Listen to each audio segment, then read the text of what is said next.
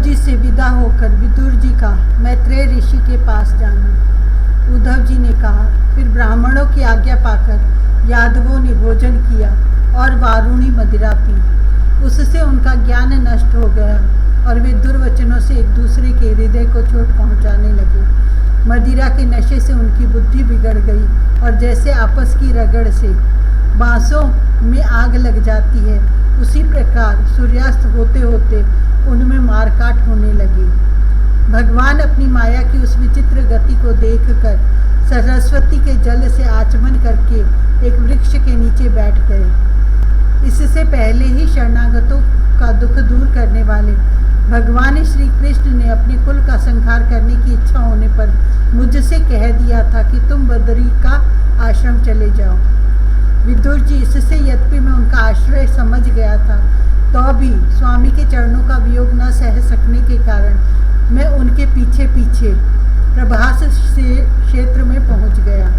वहां मैंने देखा कि जो सबके आश्रय हैं किंतु जिनका कोई और आश्रय नहीं है, वे प्रियतम प्रभु शोभा धाम श्याम सुंदर सरस्वती के तट पर अकेले ही बैठे हैं।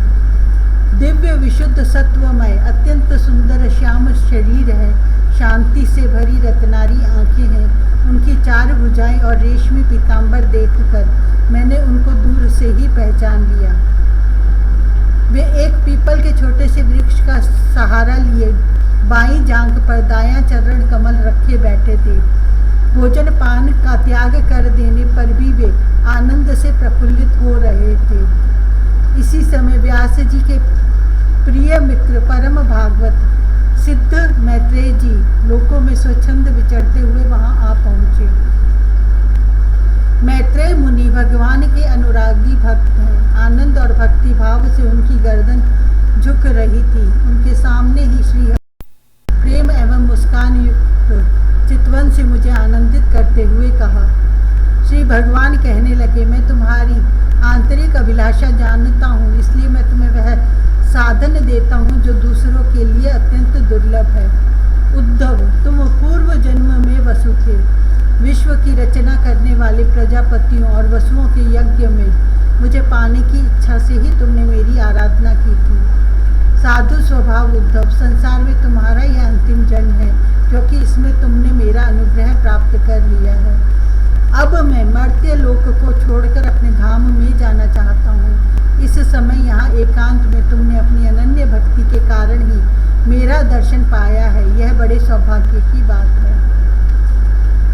पूर्व काल में पाद्म कल्प के आरंभ में मैंने अपने नाभि कमल पर बैठे हुए ब्रह्मा को अपनी महिमा के प्रकट करने वाले जिस श्रेष्ठ ज्ञान का उपदेश दिया था और जिसे विवेकी लोग भागवत कहते हैं, वही मैं तुम्हें देता हूँ।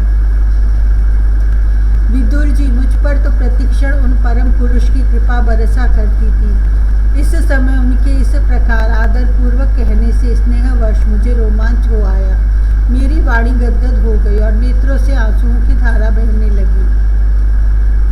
उस समय मैंने हाथ जोड़कर उनसे कहा, स्वामिन, आपके चरण कमलों की सेवा करने वाले पुरुषों को इस संसार में अर्थ, धर्म, काम, मोक्ष इन चारों में से कोई भी पदार्थ दुर्लभ नहीं है, तथापि मुझे उनमें से किसी की इच्छा नहीं है।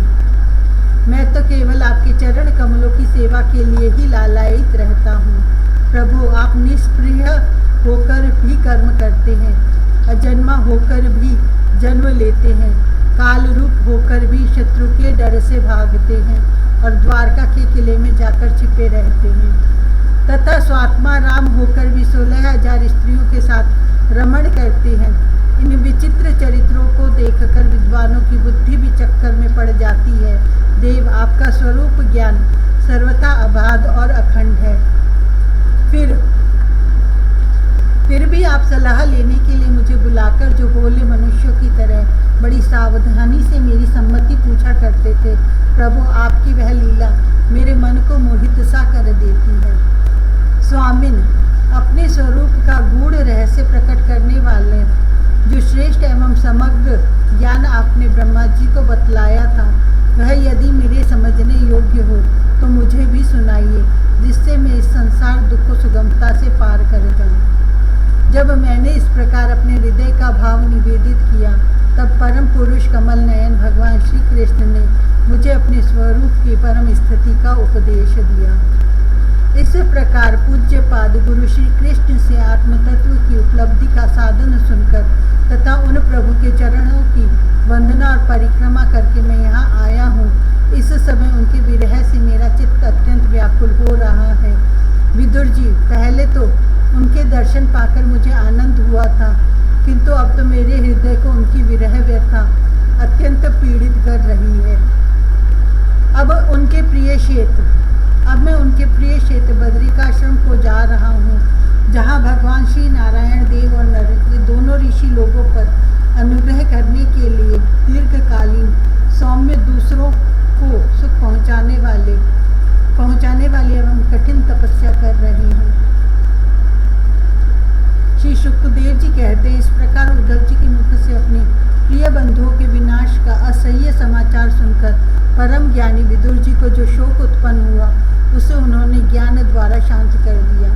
जब भगवान श्री कृष्ण के परिकरों में प्रधान महाभागवत उद्धव जी बद्रिकाश्रम की ओर जाने लगे, तब कुरुश्रेष्ठ विदुर जी ने श्रद्धापूर्वक उनसे पूछा।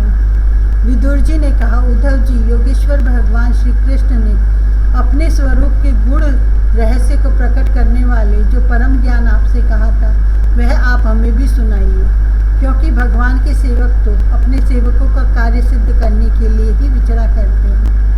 उद्धव जी ने कहा, उस तत्व ज्ञान के लिए आपको मुनिवर मैत्रेय जी की सेवा करनी चाहिए। इस मर्त्य लोक को छोड़ते समय मेरे सामने स्वयं भगवान ने ही आपको उपदेश करने के लिए उन्हें आज्ञा दी थी। श्री शुकदेव जी कहते हैं, इस प्रकार विदुर जी के साथ विश्वमूर्ति भगवान श्री कृष्ण के गुणों की चर्चा होने से उस कथामृत के द्वारा उद्धव जी का वियोग जनित महान ताप शांत हो गया। यमुना जी के तीर पर उनकी वह रात्रि एक क्षण के समान बीत गई। फिर प्रातः काल होते ही वहां से चल दिए। राजा परीक्षित ने पूछा, भगवान वृष्टिकुल और भोजवंश के सभी रथी और यूथपतियों के भी यूथपति नष्ट हो गए थे, यहाँ तक कि त्रिलोकीनाथ श्री हरि को भी अपना वह रूप छोड़ना पड़ा था। फिर उन सबके मुखिया उद्धव जी ही कैसे बच रहे? श्री शुकदेव जी ने कहा, जिनकी इच्छा कभी व्यर्थ नहीं होती, उन श्री हरि ने ब्राह्मणों के शाप रूप काल के बहाने अपने कुल का संहार कर अपने श्री विग्रह को त्यागते समय विचार किया, अब इस लोक से मेरे चले जाने पर संयम शिरोमणि उद्धव ही मेरे ज्ञान को ग्रहण करने के सच्चे अधिकारी हैं। उद्धव मुझसे अणु मात्र भी कम नहीं है, क्योंकि वे आत्मजयी हैं, विषयों से कभी विचलित नहीं हुए। अतः लोगों को मेरे ज्ञान की शिक्षा देते हुए वे यहीं रहे। वेदों के मूल कारण जगत गुरु श्री कृष्ण ने इस प्रकार आज्ञा देने पर उद्धव जी बद्रिकाश्रम में जाकर समाधि योग द्वारा श्री हरि की आराधना करने लगे। कुरुश्रेष्ठ परीक्षित, परमात्मा श्री कृष्ण ने लीला से ही अपना श्री विग्रह प्रकट किया था और लीला से ही उसे अंतर्धान भी कर दिया। उनका वह अंतर्धान होना भी धीर पुरुषों का उत्साह बढ़ाने वाला तथा दूसरे पशुतुल्य अधीर पुरुषों के लिए अत्यंत दुष्कर था। परम भागवत उद्धव जी के मुख से उनके प्रशंसनीय कर्म और इस प्रकार अंतर्धान होने का समाचार पाकर और यह जानकर कि भगवान ने परम धाम जाते समय मुझे भी स्मरण किया था, विदुर जी उद्धव जी के चले जाने पर प्रेम से विवल होकर रोने लगे। इसके पश्चात सिद्ध शिरोमणि विदुर जी यमुना तट से चलकर कुछ दिनों में गंगा जी के किनारे जा पहुँचे, जहाँ श्री मैत्रेय जी रहते थे।